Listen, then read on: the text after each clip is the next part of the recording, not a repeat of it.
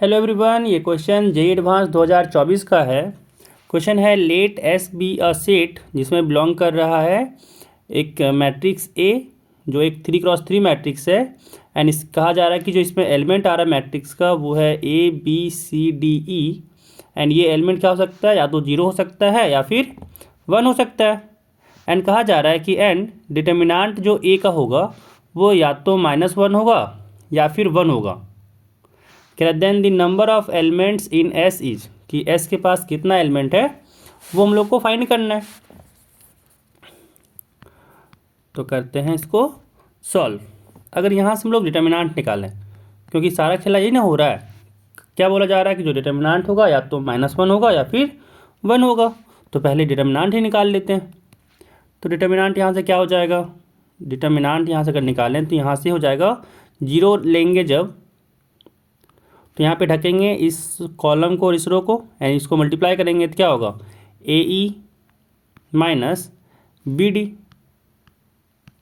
फिर -1 एंड फिर इस रो को और इस कॉलम को ढकेंगे, मल्टीप्लाई करेंगे 1 का ई के साथ तो हो जाएगा ई माइनस 1 का डी के साथ हो जाएगा डी, फिर साथ में हो जाएगा सी इंटू फिर first row and third column को ढकेंगे, फिर मल्टीप्लाई करेंगे क्या आएगा 1 इंटू बी हो जाएगा बी माइनस 1 इंटू ए हो जाएगा यहाँ से ए एंड 0 इंटू समथिंग तो 0 ही हो जाएगा।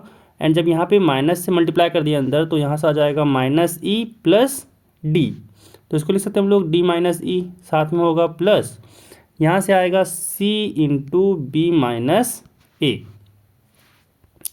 एंड यहाँ पे अगर देखा जाए है ना, हम लोग को बोला क्या गया था कि डिटर्मिनांट जो ए होगा ये बिलोंग करेगा -1 और 1, है ना, कि या तो -1 होगा या तो 1 होगा। एंड यहाँ से कहा जा रहा है कि जो ए बी सी डी ई है, ये जो सारा कांस्टेंट टर्म है ये या तो 0 होगा या तो फिर 1 होगा। तो यहाँ से कंडीशन क्या बनेगा पहला, कि इसमें अगर देखा जाए तो डिटर्मिनांट को हम लोग को लाना है या तो -1 होना चाहिए या फिर 1 होना चाहिए। तो इसके लिए कंडीशन यहाँ बनेगा ना कुछ। तो पहला कंडीशन ये होगा कि सी या तो 0 होगा या फिर कंडीशन यहाँ पे इसके हिसाब से 0 होगा या 1 होगा। एंड यही इम्पैक्ट डालेगा पहले। तो पहला केस क्या बनेगा कि सी इक्वल टू 0 हो सकता है ना।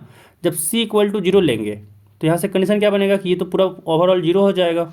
एंड यहाँ कंडीशन बस आएगा डी एंड ई में, है ना। तो यहाँ से क्या होगा कि हो सकता है डी इक्वल टू 1 हो जाए। एंड जब डी इक्वल टू 1 होगा तो ई उस टाइम 0 होगा, तब ना डिटर्मिनांट 1 आएगा। एंड अगर डी इक्वल टू 0 होगा तो ई इक्वल टू क्या होगा, -1 होगा। हाँ, ई इक्वल टू 1 होगा, सॉरी -1 नहीं 1 होगा। तो इसमें डिटर्मिनांट क्या हो जाएगा, -1 हो जाएगा, है ना। तो सेटिस्फाई कर रहा है।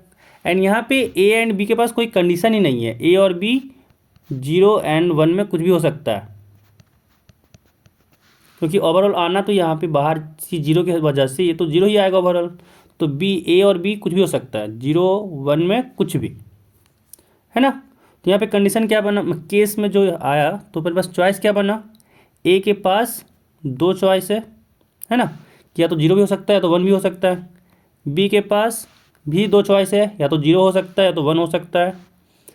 डी के पास यहाँ पे देखा जाए तो ये डी एंड ई के पास पूरी यहाँ पे एक ये चॉइस इन दोनों के पास है, डी एंड ई के पास, और ई डी और ई के पास यहाँ पे एक चॉइस है। तो ओवरऑल कहा जाए कि डी एंड ई के पास जो है चॉइस वो 2 है। एंड यहाँ पे सी के पास तो 1 है, सी के पास जो चॉइस है वो 1 है। तो यहाँ पे होगा इन सबका मल्टीप्लिकेशन, है ना, क्योंकि सारा डिपेंडेंट केस है। तो यहाँ से क्या हो जाएगा, मल्टीप्लिकेशन किए तो यहाँ पे टोटल जो बनेगा 2 इंटू 2 इंटू 2 इंटू 1, एंड यहाँ से आ जाएगा 8 केसेस, है ना। टोटल 8 केसेस बना सी इक्वल टू 0 के लिए। अब बात करेंगे यहाँ पे सेकेंड में सी इक्वल टू 1 के लिए, है ना। तो जब सी इक्वल टू 1 लेंगे तो हम लोग के पास क्या बनेगा यहाँ पे कंडीशन कि डी माइनस ई जो था, क्या था लिख लेते हैं यहाँ से कि डी माइनस ई प्लस सी टाइम्स बी माइनस ए था। अब अगर हम लोग सी इक्वल टू 1 लिए तो ये मेरे पास बी के पास क्या चॉइस होगा कि बी इक्वल टू 1 हो जाए, है ना। बी इक्वल टू जब 1 होगा तो ए के पास क्या चॉइस होना चाहिए, ए इक्वल टू हो जाएगा 0, क्योंकि डिटर्मिनेंट या तो 1 होगा या तो -1 होगा।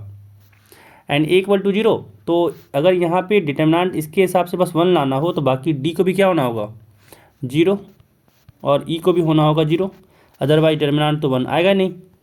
एंड इसी वाले केस में एक और पॉसिबल है कि डी इक्वल टू 1 भी हो सकता है एंड ई इक्वल टू 1 भी हो सकता है, क्योंकि 1 - 1 करेंगे तो 0 ही आना है ना, क्योंकि यहाँ पे ऑलरेडी 1 आ चुका है।